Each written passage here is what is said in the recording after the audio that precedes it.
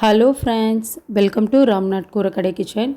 இன்றைக்கி நம்ம பார்க்க போகிற ரெசிபி பார்த்திங்கன்னா எல்லாருக்குமே ரொம்ப பிடிச்சமான ஒரு ஸ்வீட் ரெசிபி தாங்க பார்க்க போகிறோம். ஜவ்வரிசி சேமியா பாயாசம் எப்படி செய்கிறதாங்க பார்க்க போகிறோம். ரொம்ப சிம்பிளுங்க, ஆனால் டேஸ்ட் வந்து ரொம்ப சூப்பராக இருக்கும். பாயாசம் வைக்க தெரியாதவங்க கூட இந்த மெத்தடில் செஞ்சிங்கன்னா ரொம்ப ஈஸியாக செஞ்சிடலாங்க.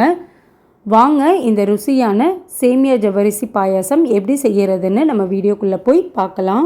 ஃபஸ்ட்டு இந்த ரெசிபி செய்கிறதுக்கு அடிகனமான பாத்திரம் ஒன்று எடுத்துக்கலாங்க. அதில் 3 டேபிள் ஸ்பூன் அளவுக்கு நெய் சேர்த்துக்கலாம். நெய் நல்லா சூடானதுக்கப்புறம் முந்திரி பருப்பு சேர்த்துக்கலாங்க. நான் வந்து ஒரு 12லேருந்து 13 அளவுக்கு முந்திரி பருப்பு எடுத்திருக்கேன். உங்களுக்கு எந்த அளவுக்கு வேணுமோ அந்த அளவுக்கு எடுத்துக்கலாம். நீங்கள் இதில் பாதாம் கூட சேர்த்துக்கலாங்க. முந்திரி பருப்பு கருக விட்டுறக்கூடாதுங்க, இந்த அளவுக்கு செவந்தா போதும்.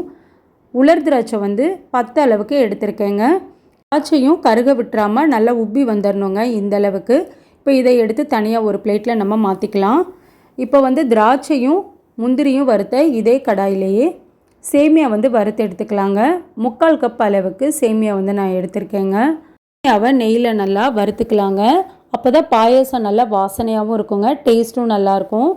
மிதமான தீயில் வச்சு ஒரு 2-3 நிமிஷம் கிட்ட நல்லா இந்த அளவுக்கு வறுத்தாச்சுங்க. இப்போ இதை எடுத்து தனியாக ஒரு பிளேட்டில் மாற்றிக்கலாம். இப்போ சேமியா வறுத்த இதே கடாயிலேயே 1/2 கப் அளவுக்கு நைலான் ஜவ்வரிசி எடுத்துக்கலாங்க, சின்ன ஜவ்வரிசி. இந்த ஜவ்வரிசியில் செய்யும்போது பாயசம் வந்து நல்லா டேஸ்ட்டாகவும் இருக்குங்க, குடிக்கிறதுக்கும் ரொம்ப நல்லாயிருக்கும். இந்த ஜவ்வரிசி நல்லா சீக்கிரமாக வெந்தும் வருங்க. இப்போ மிதமான தீயில் வச்சுட்டு நல்லா வறுத்துக்கணுங்க. பாருங்கள், ஜவ்வரிசி இந்தளவுக்கு நல்லா பொரிஞ்சு வந்திருக்கு பாருங்கள். இந்த ஜவ்வரிசி வேக வைக்கிறதுக்கு நம்ம தண்ணி சேர்த்துக்கலாங்க. ஜவ்வரிசி எடுத்த அதே கப்லேயே 2 கப் அளவுக்கு தண்ணி சேர்த்துக்கலாங்க. 2 கப் தண்ணி வந்து சரியாக இருக்குங்க ஜவ்வரிசி வேகிறதுக்கு. மிதமான தீயில் வச்சுட்டு ஜவ்வரிசியை வந்து வேக வச்சுக்கலாங்க. 5லேருந்து 6 நிமிஷம் போல் ஜவ்வரிசி வேகிறதுக்கு எனக்கு டைம் ஆச்சுங்க. பாருங்கள், இந்த அளவுக்கு நல்லா சூப்பராக வெந்து வந்துருச்சு. இப்போ இதில் நம்ம பால் சேர்த்துக்கலாங்க. ஜவ்வரிசி எடுத்த இதே கப்லேயே 3 கப் அளவுக்கு பால் வந்து சேர்த்துக்கலாங்க.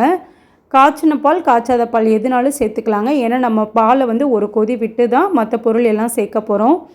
நான் வந்து காய்ச்சி ஆற வச்ச பால் தாங்க சேர்த்துருக்கேன், பசும்பால் தான் சேர்த்துருக்கேன். நீங்கள் பேக்கெட் பால்னாலும் எடுத்துக்கலாங்க. பால் சேர்த்ததுக்கப்புறம் ஒரு தடவை நல்லா கலந்து கொடுத்துக்கலாங்க. ஒரு கொதி வந்ததுக்கப்புறம் நம்ம சேமியா வந்து சேர்த்துக்கலாங்க. பாருங்கள், பால் வந்து நல்லா ஒரு கொதி வர ஆரம்பிச்சிருச்சு. இப்போ நம்ம நெய்யில் வறுத்த சேமியாவை சேர்த்துக்கலாங்க. சேர்த்துட்டு ஒரு தடவை நல்லா கலந்து கொடுத்துக்கலாங்க. சேமியா வந்து கொஞ்சம் வெந்துடணுங்க. அதுக்கப்புறம் நம்ம ஜீனி சேர்த்துக்கலாம். பாருங்கள், ஒரு 4-5 நிமிஷம் கிட்ட ஆயிடுச்சுங்க. நல்லா வந்து சேமியா இந்த அளவுக்கு நல்லா வெந்திருக்கு. இது கூட நம்ம ஏலக்காய் தூள் வந்து 1/4 டீஸ்பூன் அளவுக்கு சேர்த்துக்கிறேங்க. நீங்கள் ஏலக்காய்னாலும் 2 தட்டி சேர்த்துக்கலாம். நம்ம நெய்யில் வறுத்து வச்சுருந்த முந்திரி திராட்சையும் சேர்த்துட்டு ஒரு தடவை நல்லா கலந்து கொடுத்துக்கலாங்க. இப்போ நம்ம ஜீனி வந்து சேர்த்துக்கலாங்க. நான் வந்து 1 கப் அளவுக்கு ஜீனி வந்து சேர்த்துருக்கேங்க. நீங்கள் கம்மியாக சாப்பிடுவீங்க இனிப்பு சுவை அப்படின்னா 1/2 கப்லேருந்து 3/4 கப் அளவுக்கு கூட சேர்த்துக்கலாங்க. சேர்த்துட்டு ஒரு தடவை நல்லா கலந்து கொடுத்துக்கலாம். நம்ம ஜீனி சேர்த்துருக்கனால ஜீனி நல்லா கரைஞ்சி ஒரு கொதி வந்துடணுங்க. பாருங்கள், சூப்பராக வந்து நம்மளுக்கு சேமியா ஜவ்வரிசி பாயாசம் ரெடிங்க. ரொம்ப சிம்பிளாக செஞ்சிடலாங்க பிகினர்ஸ் கூட. கண்டிப்பாக நீங்களும் நான் செஞ்ச இதே மெத்தடில் செஞ்சு பாருங்கள். செஞ்சு பார்த்துட்டு எப்படி இருந்ததுன்னு உங்கள் கமெண்ட்ஸை எனக்கு சொல்லுங்கள். நீங்கள் இப்போ தான் நம்ம சேனலை ஃபர்ஸ்ட் டைம் பார்க்குறீங்கன்னா ராம்நாத் கூரக்கடை கிச்சனை சப்ஸ்கிரைப் பண்ணிக்கோங்க. பக்கத்தில் இருக்க பெல்லைக்கானே கிளிக் பண்ணிவிட்டு ஆல்ன்ற ஆப்ஷனை டிக் பண்ணிக்கோங்க. அப்போ தான் நான் போடுற புது ரெசிபிஸ் நோட்டிஃபிகேஷனில் உங்களுக்கு உடனுக்குடனே வரும். இந்த வீடியோ உங்களுக்கு பிடிச்சிருந்ததுன்னா லைக் பண்ணுங்கள், உங்கள் ஃப்ரெண்ட்ஸ் அண்ட் ரிலேட்டிவ் ஃபேமிலிக்கும் ஷேர் பண்ணுங்கள்.